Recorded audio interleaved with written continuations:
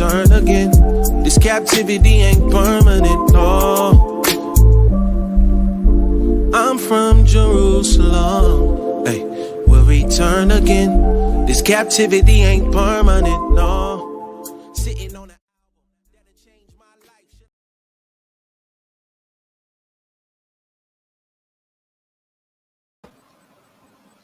Salama family. Salama. I'm Brother Tor. I think people know who we are right now.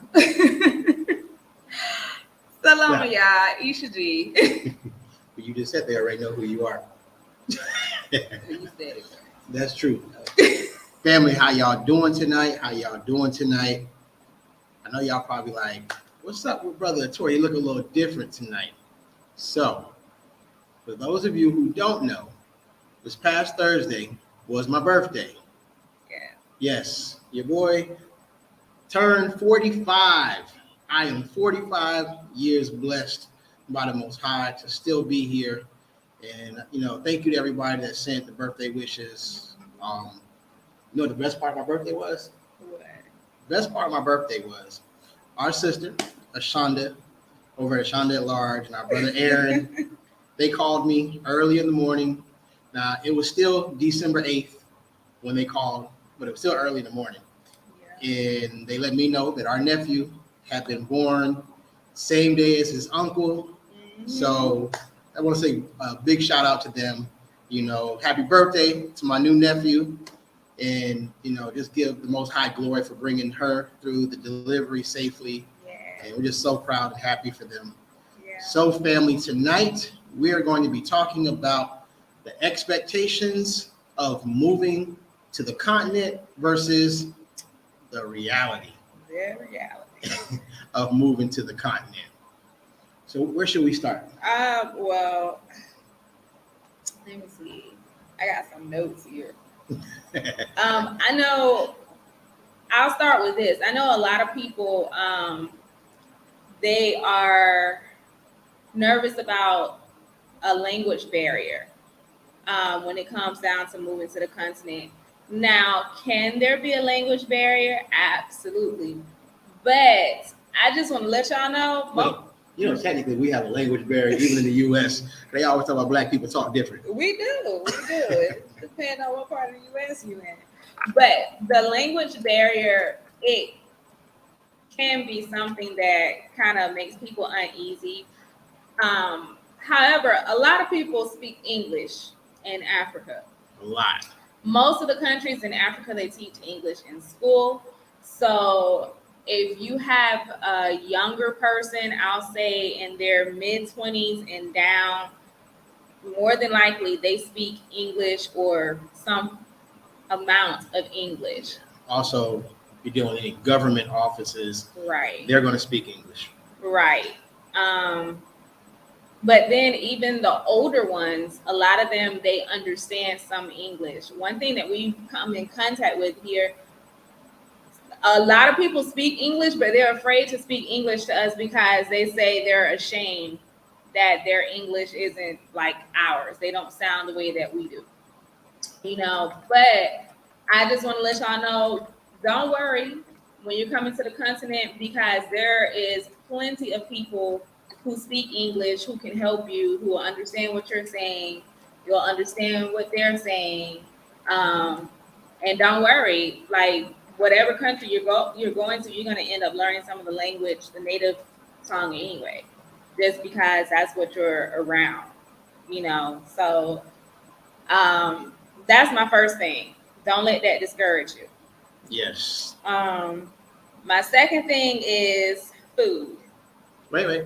So the expectation is, because, we come over here, we used to the soul food. Of course, we thinking going to Africa. Home of the soul food is what we think because we know we come from Africa. Nah, ain't no soul food over here.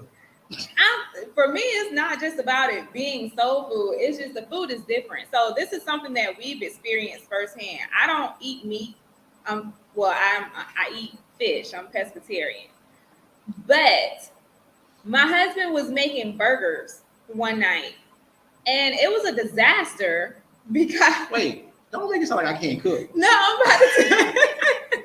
It was a disaster because Look, your boy cooks, all right? Don't do me like that. We went to make the burgers the way that we normally make a burger patty, and the patty would not stick together, no matter how hard you try. And we're like, well, maybe when we defrosted it, too much water got in the bag or something. So another time came, and he went to make burger patties again, and the same thing. And this time we didn't put it in water. We just let it defrost naturally on its own, and still the same thing. The burgers, the patties from the ground beef, they don't stick together. So I don't know if you guys have noticed in the U.S., there's a lot of oil in the beef. And the little white pieces, I don't know what it is. Same stuff you bite on when you get them chicken McNuggets at McDonald's. Probably. But that does not exist in the meat over here. Right. So there's nothing that keeps the meat together. You actually have to add a lot of egg and some oatmeal and possibly some oats or something like that to keep your patties together when you're making the burgers. So that's just something that we've experienced. The food, it just doesn't taste the same. Yeah. So don't be surprised if it's like, well, this isn't the taste that I was going for, because the food is different here. It's real food here, and you really don't realize how real the food is until you have these types of experiences, because you're like, what the heck was I eating in the U.S.? Like, yeah, I got to let y'all know also, I've said this on other shows too, seasonings. Look, I'm going to talk about it again. This is a sore point with me because your boy like to cook. Look, lemon pepper seasoning is hit and miss. Specialty seasonings. Yes. That's what he means. Now, they have your basics, your garlic, your onion powder, all of your basic seasonings they have. And if you want to make you some lemon pepper, you actually can. It's very simple. But all of those ready-made seasonings, your all-purpose seasonings. Your sister. Yes, y'all got that real blue food over there. But yeah, seasonings, those ready-made seasonings with multi-purpose seasonings and things like that, they ain't here. But they do have everything you need to make your own seasonings. Yes. And they got the real lemons, so I always thought lemons was yellow, but no, they green. I remember when I was young, oranges being green. Yeah, here they're green. They're green here, and they taste way better than any orange. That sounds funny saying it. I know, orange that I've ever had. Yeah, even the grapes. Now, I remember seeded grapes. Now, here, they have the real black grapes. I guess they're the ones that you would use for like Welchers. And so when you bite into it, you got like a million seeds. So because I'm so accustomed to not having seeds, it's annoying to me. So I don't really buy them, but they're really good. They're very good, the taste, but I just don't like all the seeds. Yeah. Also, now not every country is like this. Like, for example, here in Tanzania, there is Subway, there is KFC. In Dar es Salaam. Outside of Dar es Salaam, you're not going to find those. I know Rwanda has Burger King. So there are some African countries that have the fast food places that you're accustomed to. But fast food is not really something they do over here. So if you are a fast foodie, if you don't know how to cook, you're going to learn over here. You're going to learn over here. You'll become a great cook.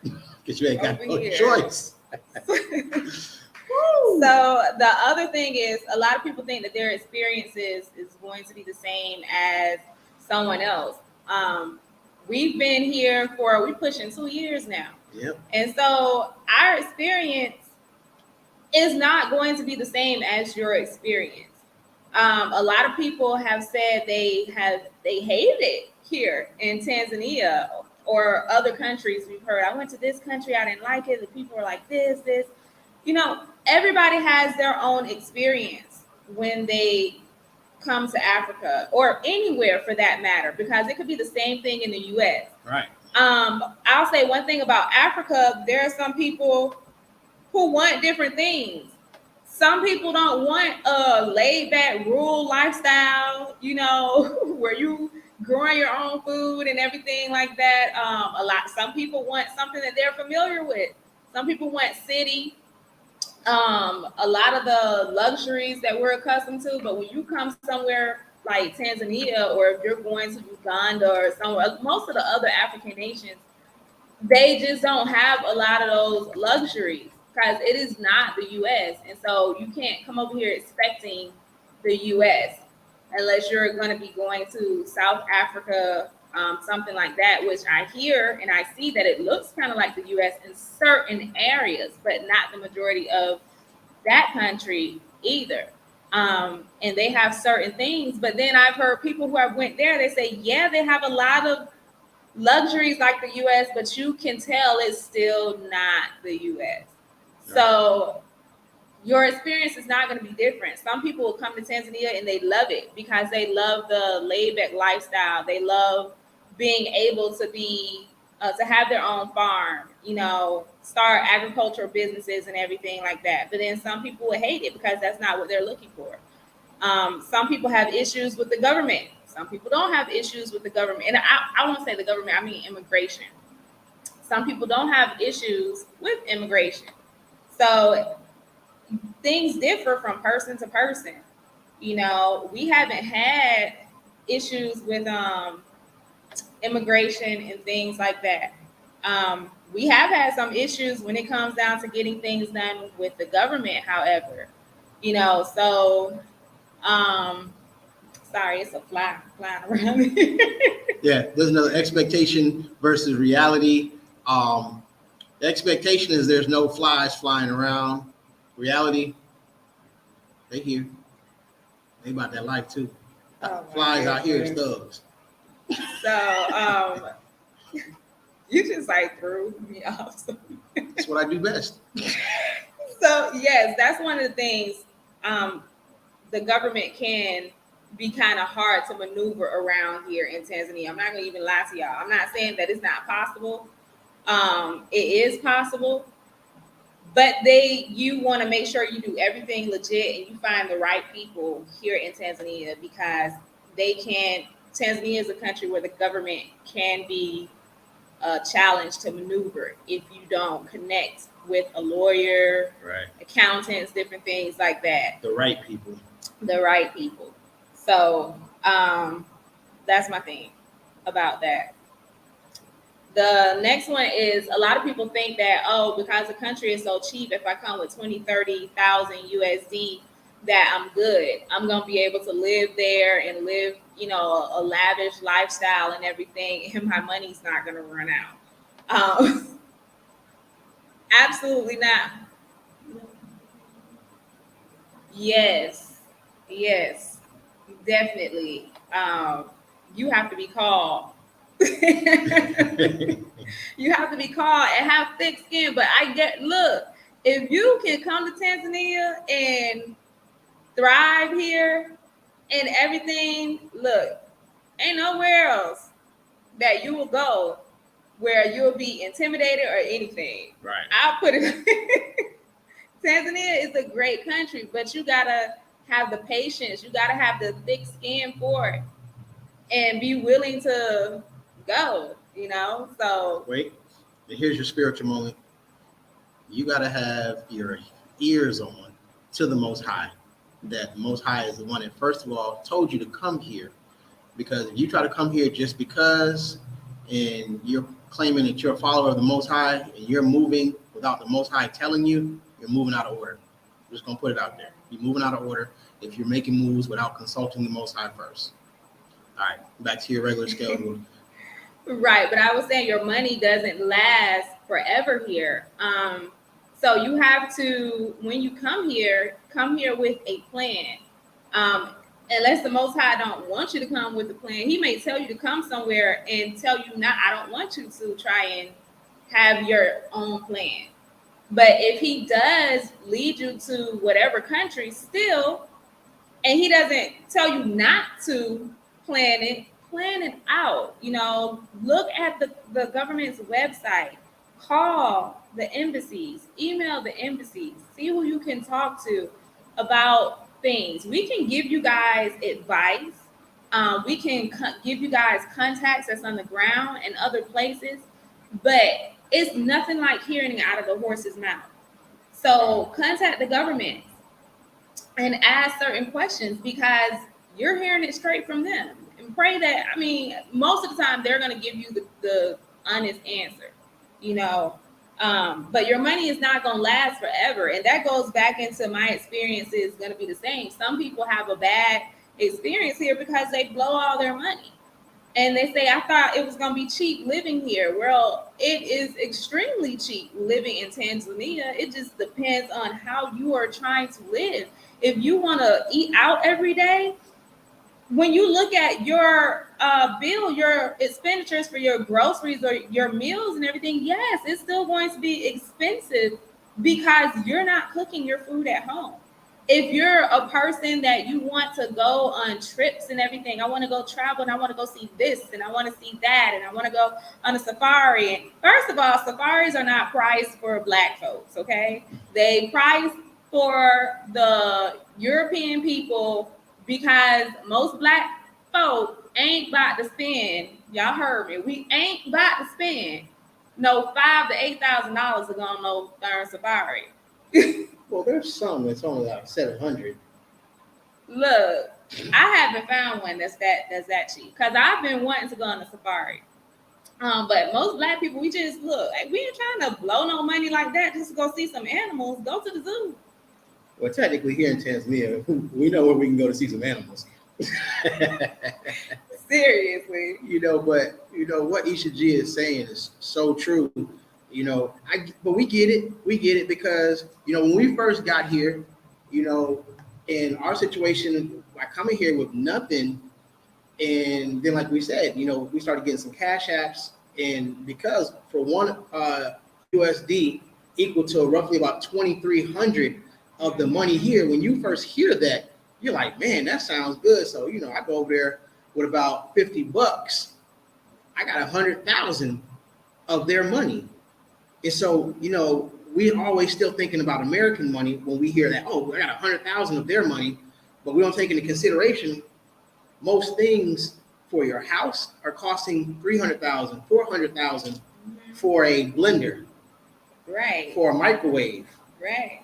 So your money goes real quick if you're not paying attention. But the Most High told us to be good stewards with everything that He blesses us with. Yes. So people come over here and they're like, oh, well, I got 20, 30,000 saved up and cool. Okay. Establish you a business where you have a income coming in from that business, because if not, that 20, 30,000 is going to go away. It's just like how millionaires go broke, people who win the lottery, how they go broke so fast, because they don't take that money and start a business to get the money to work for them. And they just spend everything. Now they broke a year later, some people in a month. Right. So that's budgeting is key no matter where you are. Just because you leave the US, it's no different.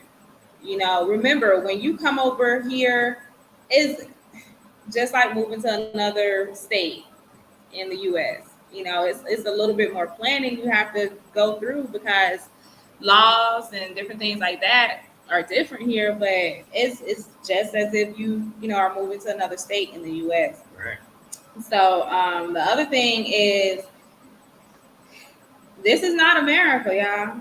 And don't expect for the countries that you go to, for the governments to be so accepting of a bunch of us coming to the continent. And I say some of the locals as well. Not all, but some of the locals as well. And what I mean, you guys, we have been hearing for a long time about the sixth region, the diaspora.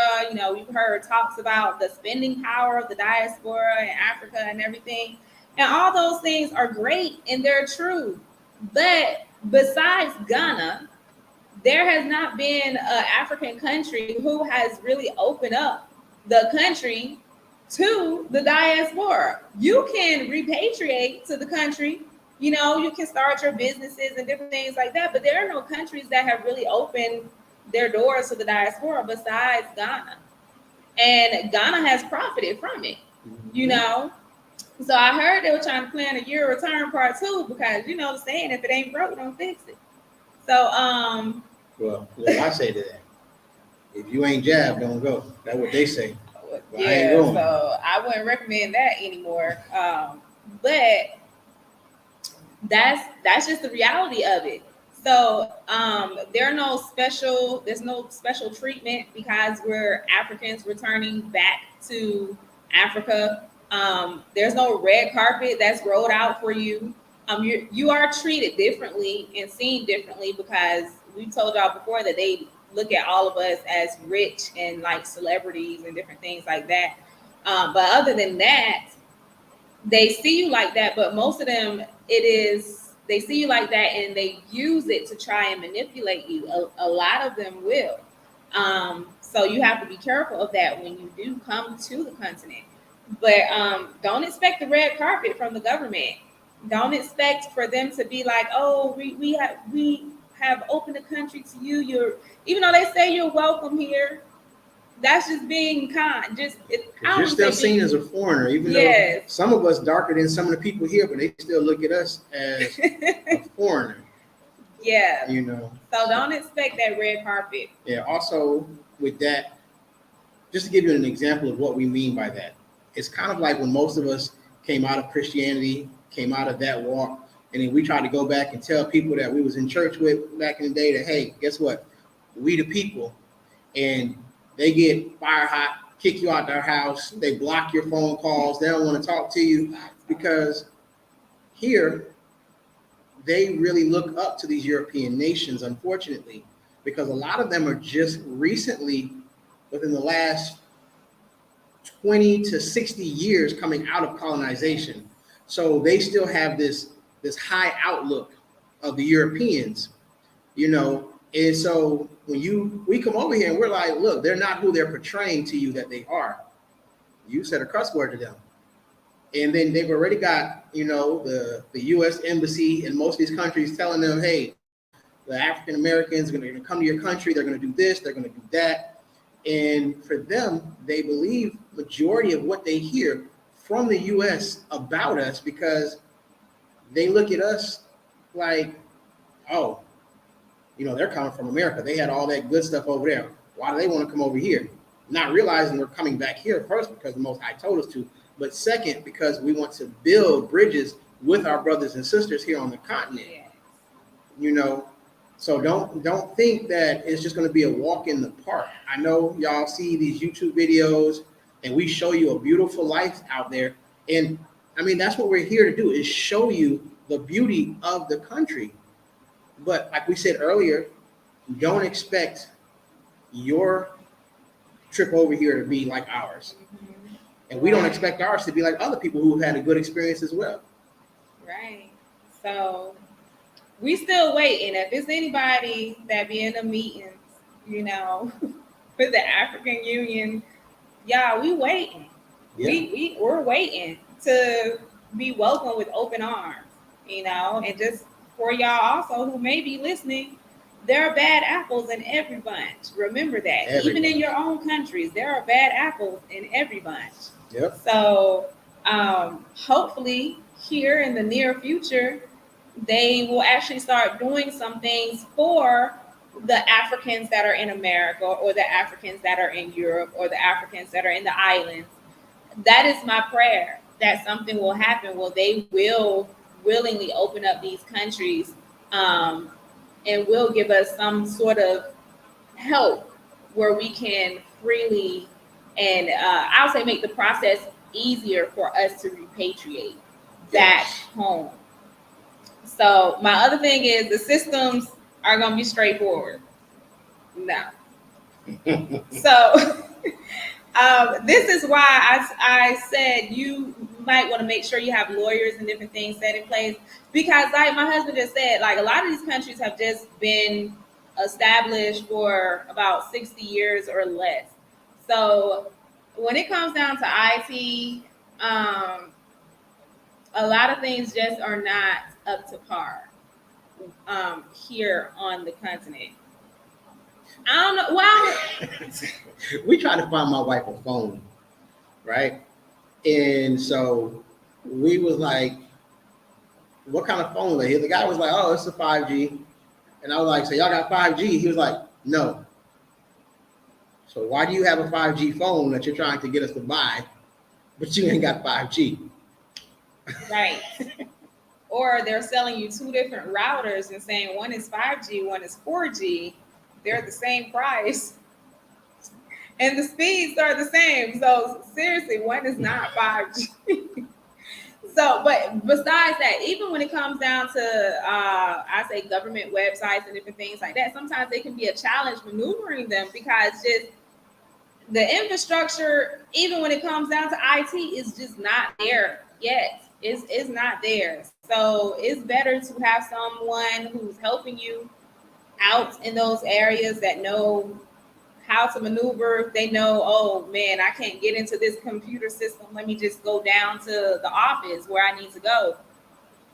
It can be a struggle. I'm not gonna lie. On a lot of the websites and everything, it can be a real struggle. Yes. So that's why I say don't try and do things on your own because the infrastructure is just not there yet. So don't expect somebody to tell you, oh, you can just go in here and register your company, register your business, do A, B, C, D. No, because even though it's in English, you don't know what it's talking about. Sometimes you have no idea what it's talking about. It's not properly structured. So I'll give him an example. So you guys know we did the video on how much it costs to start our business here, right? So when we started the business, they told us you have to do this, this, and this. And then some time went by, and then we got a bill. We're like, what's this? They're like, oh, well, you were supposed to do this, this, and this. I'm like, well, when we came and set up the business, they told us we didn't have to do that until later on, once we actually open the doors of the business and start. And so they were like, oh, no, I don't know why that person told you. Now that person who told us that, they no longer work there, but they're still saying that we owe them money. It's just like, are you kidding me?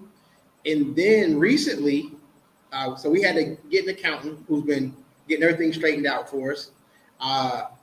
There's another company who is saying now you have to annually do a filing with them. And I'm like, well, why didn't y'all tell us this then? Oh, we thought you guys knew. So you knew we were foreigners from what y'all call us. They don't tell you everything. Let me just tell you that. So you got to make sure that you know everything, but I'm okay with it. I was a little pissed off at first, to be real, but I'm okay with it because our desire right now is just to take all the bumps and bruises for our brothers and sisters that are trying to come over here. So we can put this information out there. So when you get here, you already know, all right, I'm not playing no games with these people. Let me just handle this right from the get-go. Right. Be on your P's and Q's. Yes. I'll say that. And if you can do that, trust me, you can have a great time in whatever country you're in.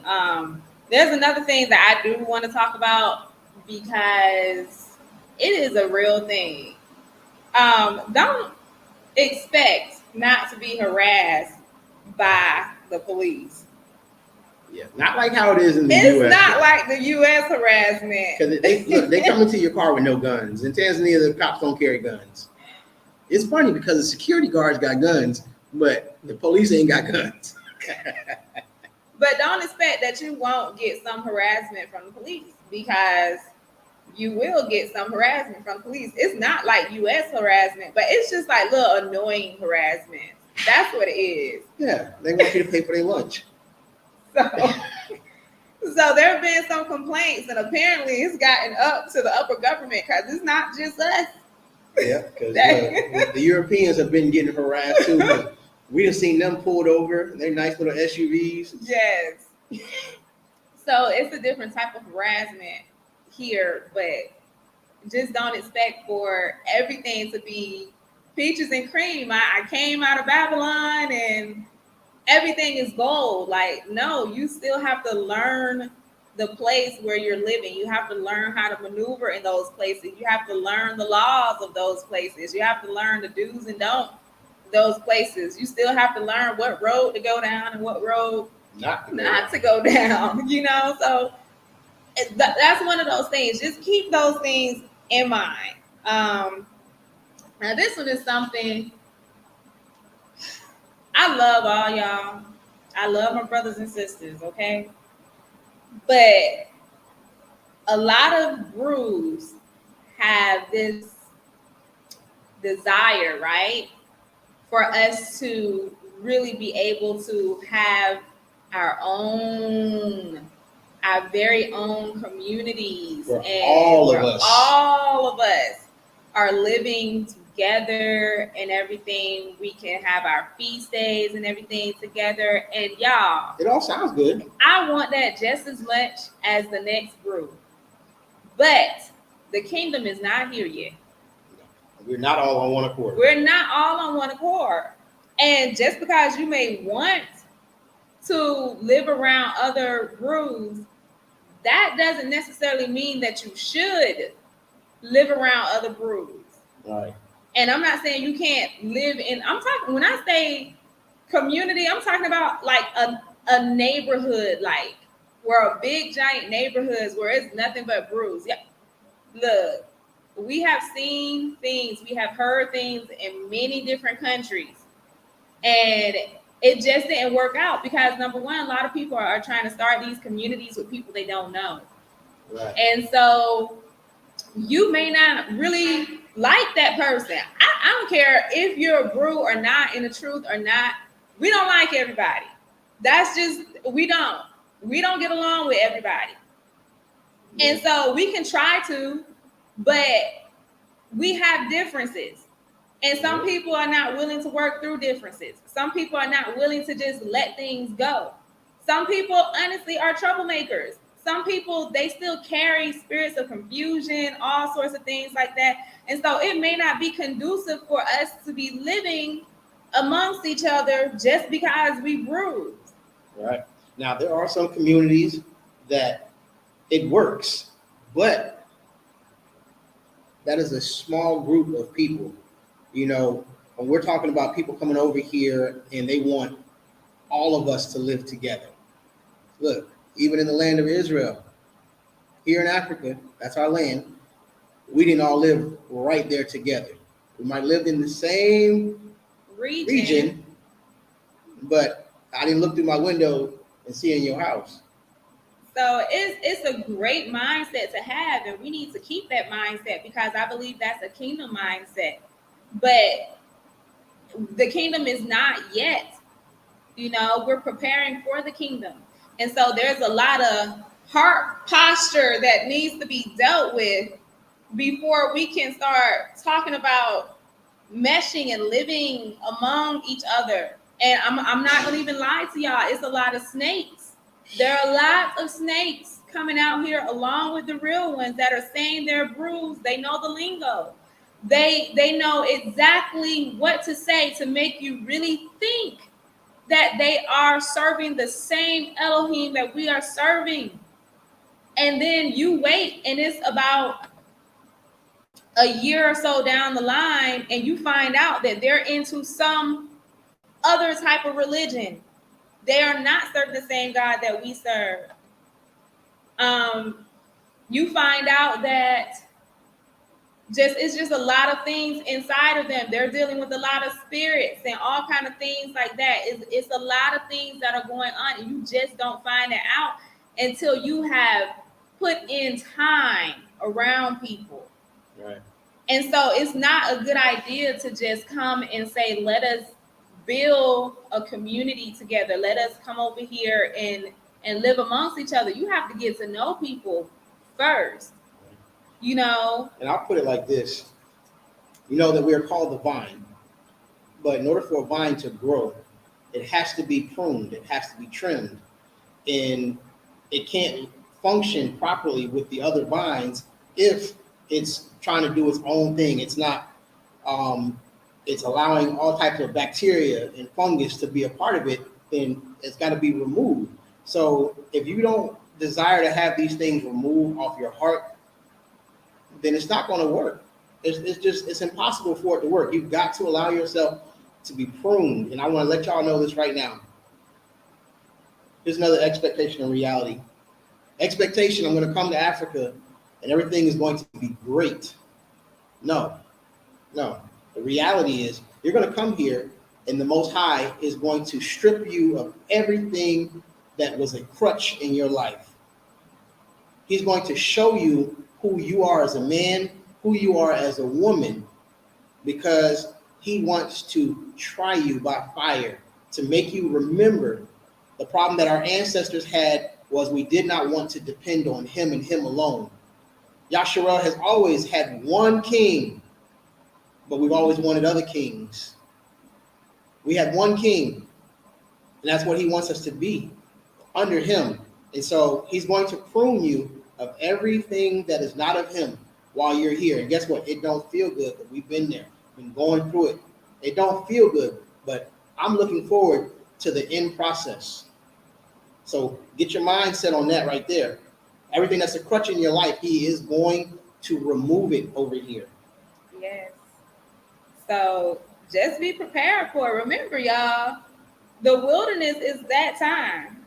It's that time. He's literally preparing those who are going to be in the kingdom. He's preparing us for the kingdom. Yes. You know, so it is what we have been reading about. We are experiencing it over here for the ones that are over here.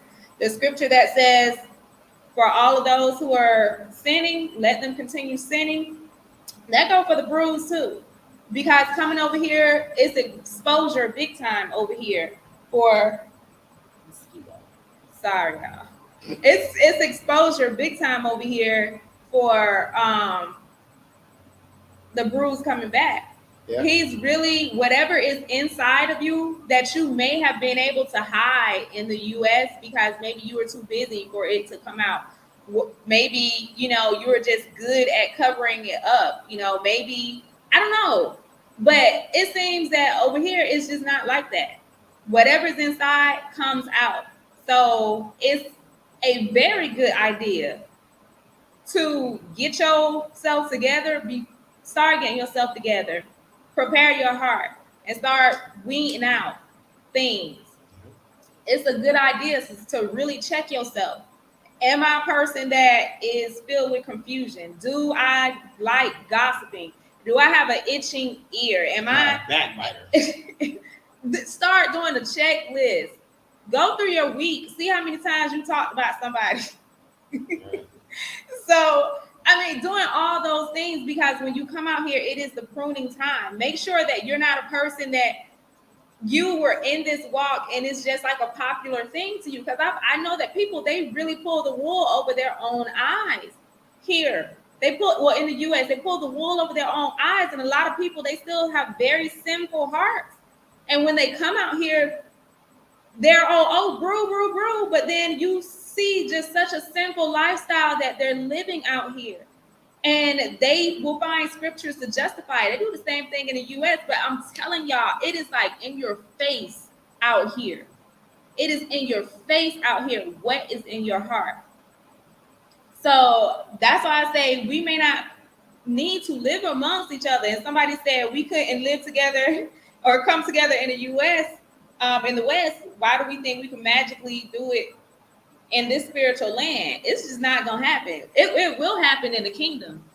And that's not to say that you can't live among some people, but more than likely it's not going to be a big group of people that the Most High is going to have you living around. That's the honest truth. You know, so don't come out here expecting it to be, kumbaya and everything like that, because it's pruning time. It's trying time. Right. And a lot of us, you know, we still, just because we realize that we're Israelites, we come out here and we still got Pentecostal, Kojic, Baptist, Southern Baptist. We just got it in the forms of, well, this is what I believe and this is what you believe, instead of just saying, how about we walk this out together? how about let's figure this out, because we didn't know we were the Hebrews until now, and so now we know more than everybody else. Yeah. And the other thing is when you come out here, this is brew talk right now. Like, you gonna meet a lot of brews that's like, yeah, let's connect. Let us I'm about what you're about. I want to help with what you're doing. How can we come together and to help? You're gonna run into a lot of people like that who they talk a real good one about, I want to be a part, I want to help. And they're here on the ground. And so you say, okay, let's link up. And now this is just not me, our experiences, it's others that we know their experiences also. When it comes time to pull the trigger on let's meet, let's see how we can work together. They got every excuse in the world why they can't meet up. They don't show up. And then next thing you know, when you talk to them again, oh, I'm back in the US, or I'm back in the UK, I'm back here, I'm back there. So just trust the Most High. That's my words of wisdom for tonight. Is just trust the Most High. He is the one that provides everything. He will put the pieces in place. Right. So I believe that we will be able to connect and work with some people. Yeah. But I'm just being realistic. He will send the workers. Right. Most people that say they want to help, most of them are not real. A lot of people say things and it sounds good, and I think some people in their heart, they do, but they're not ready. They're really not ready to help, even though it's like, I would like to do this, but they're not prepared, or they really don't want to. It sounds good. Brews, we have our lingo too. Just like we have church lingo, brew got brew lingo. Yeah. Now. So another way that we're talking about people don't like to help is we don't come together. So let's say, for example, that this is not my wife, but we're both saying, hey, we want to help build on the continent, right? So let's say she's got a degree in mechanical engineering, but she ain't got no money. I got $1 million. I come to the table and say, hey, I heard you're doing this. I want to work with you.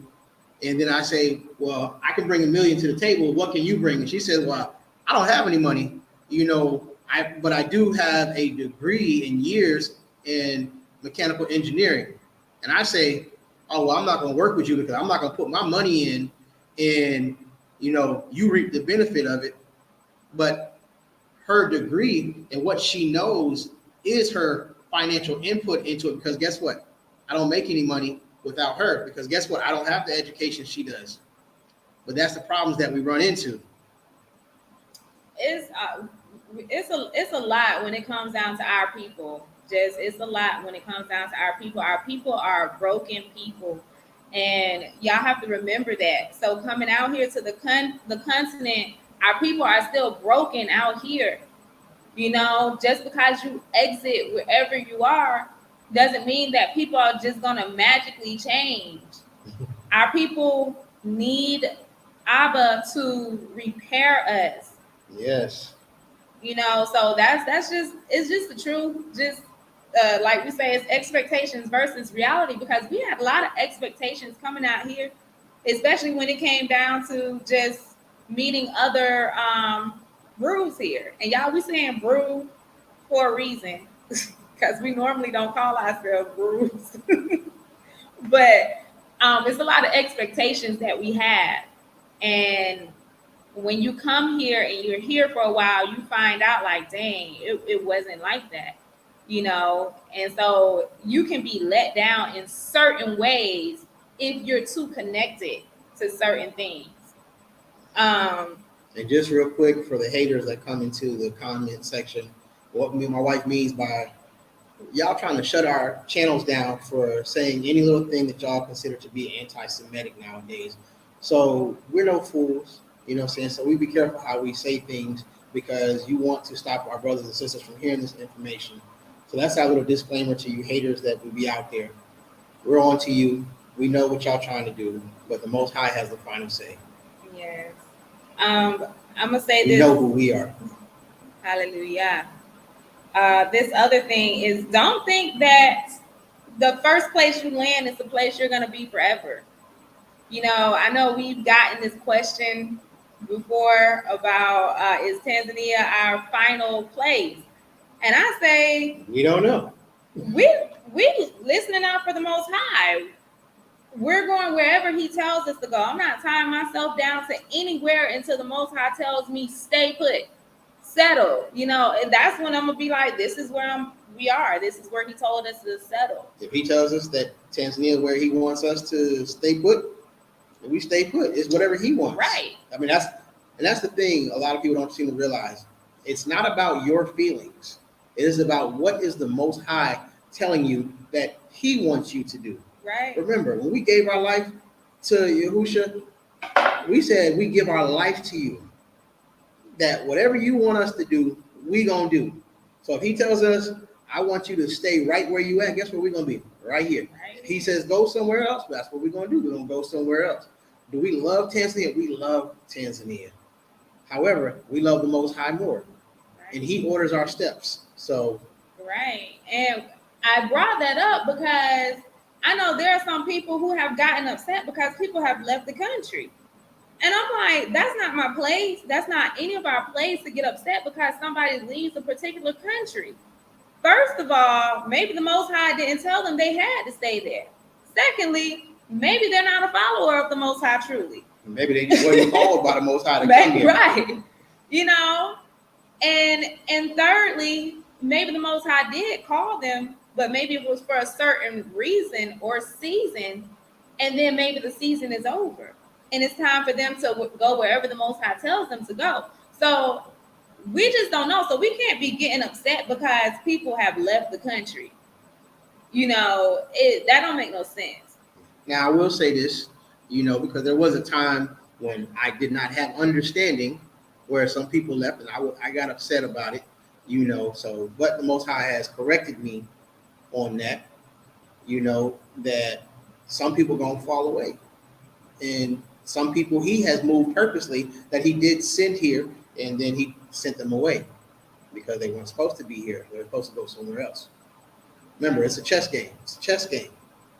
And He's putting people everywhere. He's not just calling people to Tanzania. He's calling our people to go back to many different places in Africa.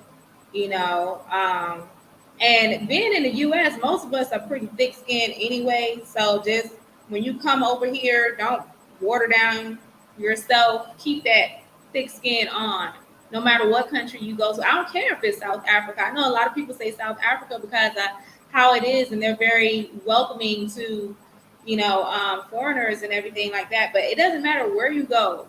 You keep that tough skin on, and you keep trusting and following the Most High. I don't care if it's a million brews there. Still, be on guard. Be very watchful. Walk circumspectly, as the word says. And just be led of the Most High. That's like our expectations versus reality here, because there are some things, like I said, that we just were like shocked, just like, man, I don't believe this. I don't believe this is going on. I'm gonna tell y'all a story real quick, and it's one of the things that really it hit us good. Like the Most High gave us a good wake-up call when it came down to our people. There was a group of us that used to fellowship together, and the group was good. We had a lot of people. Some people are not here anymore. Miss them, But then there are some who were snakes and witches, and so we were fellowshipping with these people. And see, here's the thing: there are levels to devils, as we know. There are levels to witchcraft. And so in the U.S., if it was somebody who had the wrong type of spirit, like I would pick up on them just by standing near them or just by looking at them. And so I was like, something is not right with this person. It never failed in the US. But when I came here, there are 3 people. I was 4. I was around. We were around. And like they seem to be so in tune with the Most High. I am telling y'all no lie. And when I tell you like how in the US discernment, I'm serious. Even the Most High would show me things back to back, dreams about people. I would be in front of them. Like I said, I would say something is right, not right. Your spirit would not connect. And you weren't even close to the person. That's just how it was. But here, that didn't happen. And so it seemed like they were on point with the Most High because of their words. But I realized with my spirit, I couldn't feel anything. Like I always gauge people. I always watch people. That's just how I am. And so I didn't feel a negative vibe from them, but I didn't feel anything that said my Ruach is really connected with them either. But their words were about the Most High. And so they began to come around and fellowship with the whole group, and they did this for months at a time. And they got used to everybody. Everybody got used to them and everything, being around. We started hanging out together, doing things together. Once we got comfortable with them, let your true colors. They dropped the bomb on us. And they started talking about, we want to talk to y'all. We want to tell y'all this, but we had to wait until we felt like y'all were ready to hear this. And they started telling us about some that they didn't even believe that Yahusha was the firstborn child, was the Most High, the son of the Most High, or that he wasn't anything special, that everything that Yahusha did, it was people doing the same thing all throughout our community, and that we all are the savior of the world, not Yahusha. And so they started preaching a false doctrine, saying Yahusha was not the salvation, that we were, and that we were the ones that were going to save ourselves, and all these different things like that. Just a strange doctrine they were into, strange doctrine. And when they started saying so many things and bringing in all sorts of other religions like Chi, and Chi is of the Most High, and we're the people who had the Chi, and everything like that. The people, the monks and everything, they're the ones, they got that from us, and all these different things. Now, did our people possess the power of the Most High? Yes. But our people did not. Some of our people did turn to witchcraft, but our people who we know were the followers of the Most High, they didn't conjure things by witchcraft. That wasn't our people. And so the witches were afraid of our people. When Saul called the witch, she was afraid when she found out it was Saul. So, they started telling us all these things, got into some weird religion. They were into some weird religion and tried to pull us into it after we had been around them for months, fellowshipping, months. And so after they talked to us that day, and I was so heated in the conversation and everything, we left.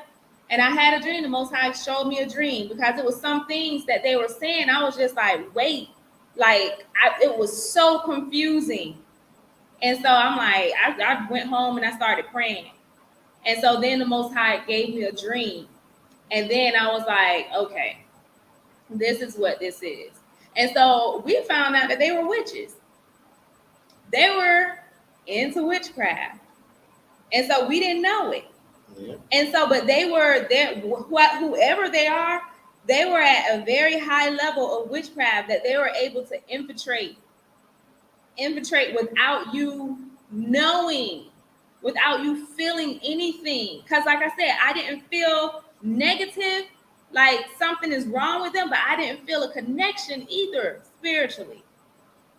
So, that's one story. And then another lady later on, we found out that she was into crystals and stuff. Now, her I did suspect, because she was just kind of strange to me, but I didn't really speak to her. But found out later on, she was into crystals and all this new age manifesting things.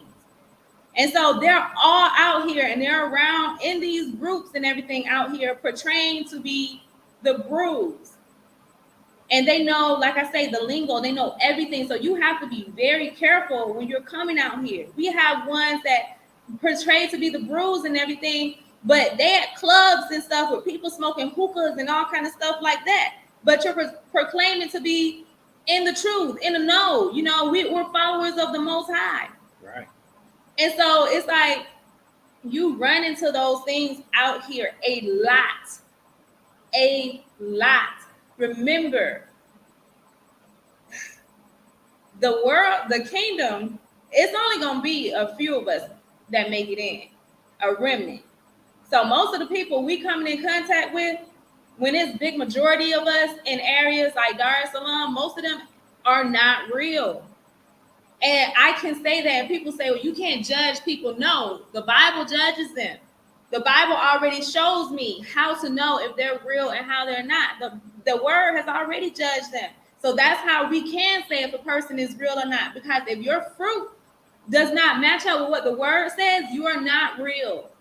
And before somebody gets in the comments, you know, one of the haters again, like, judge ye not, for thee be judged. Guess what? We check ourselves before we talk about somebody else. We just saying that your fruit, every day, your desire should be to have the characteristics in the fruit of the Most High. Yes. That's why the Most High said, judge by the fruit of the trees. So if you're around somebody that looks like an apple, but when you go to eat of that tree, you get an orange, something ain't right. Amen. There's righteous judgment, somebody said. So, yeah, those are just some things that for y'all coming out here, I want y'all to be very watchful of. Okay? Even when you're starting businesses and everything with people, be very watchful, very discerning. I would say if you're talking about starting businesses with somebody, if you're saying that you're leaving maybe next year, start now getting to know the person, because it normally takes a little bit of time, a year or so, before stuff starts coming out. But eventually, when people get comfortable enough with you, who they really are will come out. You know, you can't hide it. It's going to come out. You know, so give it time before you start going into business with someone, before you start working with people, before you start talking about we can live around each other and everything like that. Because you move somewhere, next door neighbors to somebody, and you find out you can't get along with the person at all. So those are just some of our things, expectations versus what you get when you're out here. I love my brothers and sisters, y'all. Now, there's people here doing great work here in Yes. Tanzania. You know, not knocking anybody that's actually doing work here in Tanzania. There's a lot of work going on behind the scenes that, you know, people don't know about, you know, and just make sure if the Most High sends you to Tanzania that you ask him who you're supposed to link up with. He will lead you to the right people. Yes. So. Yeah. So Anything else? let's see, was there? I think that was it about our expectations versus reality. But I would say this, you are going to find some nice people wherever you go. Yes. The Most High is going to put the right people in your path if you are focusing on him and he's leading you. And you're going to find very helpful people where anything you don't understand, you'll be able to get help in those areas. You're going to find locals that are going to be very helpful to you. You know, so those are the things that I will say. I know we've said some things that aren't too negative. I mean, don't sound positive, but really they are positive because it's helping you to be on your P's and Q's when you come out here. But you will find very helpful people. And Africa, you're going to find a place wherever the Most High calls you to, and you're going to love it. You know, it may not be peaches and cream, sunshine and rainbows every day, but you're going to enjoy it, you know, especially because you know you're in the will of the Most High. Right. So I think that's it. I did my rant. What else? That's it. Oh, so for a lot of you guys who have been asking about different places and information on different places, we have some people who are boots on the ground in some other countries who have gone through the process of starting businesses, getting citizenship in some countries, residency, and different things like that. And so we're going to be bringing them on and talking to them and allowing them to share with you guys firsthand Their experiences and the process it took for them to get themselves established in those countries. So I'm gonna say this: it is merely for the purpose of getting you the information that you need. You know, like we told you guys when we were on with the brother Yacoba doing the last Dry Bones Roundtable, we're no longer charging for consultations. So if you need our help with helping you put together your trip abroad, please contact us. The email is scrolling down at the bottom, steppingstones2home@gmail.com. We would love to help our brothers and sisters get out of Babylon, whether it's Babylon in the UK, South America, the islands, Russia. Some of us are over there. Don't ask me. But look, we were scattered everywhere. You know, we just want y'all to get up out of wherever you are and come home because we need you here. Because look, Judah has to return. Remember, the scepter will never pass from us, but we have to wake first. And then we have to wake up Israel so we can become a nation again. Yes. So also, it's like we said, boots on the ground. If you need somebody in a certain country, if we have a contact in that country, we'll definitely reach out to see how we can put you in contact with them. Yes. Because it's always better, you know, for someone who's been through the process. Well, I don't say it's always better, but I know it makes people more comfortable when they know that this person lives here. They've already been through this process and they can give me some advice, you know. So we're going to be having some people come on that we know who have started businesses, have residency in other countries other than Tanzania. Somebody said Zambia. We actually know a couple down in Zambia. I'm not sure if they'd be willing to come on to the channel, but I will reach out to them and ask if they'll be willing to talk to anybody who has questions or maybe email correspondence. Right. Because we do know a couple who are down in Zambia. Yeah. So you guys can be a help to us as well. If you could please like this video, share it so that this message can get out, you know, because we are here to help. Because as we know, back in Babylon, we was taught to not help each other. That's why every other nation has always done better than us because they always work together. They always help each other. But we were taught to separate ourselves from each other. So we're trying to reverse that. Right. And not to say we're help in the right way. Yes. Because like I said, you have to be careful who you're working with. It don't matter if we brothers and sisters, whatever, you know. So yeah, and also because we don't want others coming here saying that, oh, you guys didn't tell me it was gonna be like this, you know. We only saw a good video. Yeah. You guys never told us that sometimes you'll have some issues. Because I'm not saying you guys per se, but there have been diaspora who have said that people who have YouTube channels only show the good and they never talk about any of the challenges that you may have in the country. But you're going to have challenges everywhere. You got challenges in the U.S. You got more over there than you're going to have over here. But the funny thing is always to me is that they can never... When people ask them, well, which YouTuber told you that it was peaches and cream when you go to Africa, that there was no bad days, they can never tell you. They'll never come out and say it was this channel or it was that channel, but they're quick to say oh, YouTubers give this lifestyle that's just everything is great.